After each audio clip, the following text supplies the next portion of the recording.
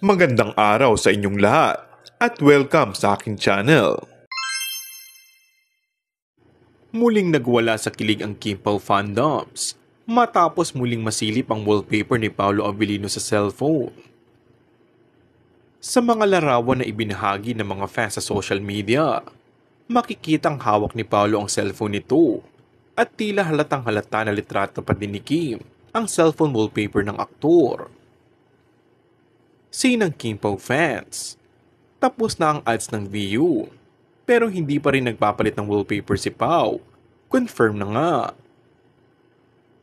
Maaalalang marami ang nakapansin na hindi ang karakter ng aktres sa kanilang What's Wrong with Secretary Kim series ang wallpaper ni Paolo, kundi ang mismong sexy photo ni Kim nang dumalo umano ito sa Star Magic Ball.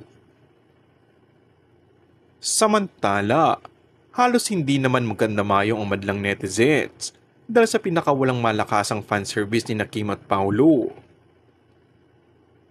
Kasalukuyan kasing nasa Birmingham ang bumisita ang mag-love team para mag-show sa mga fans sa abroad.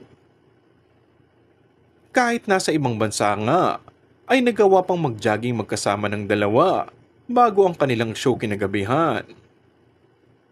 Nakapamasyal din ito at kumain sa mga sikat na restaurant doon.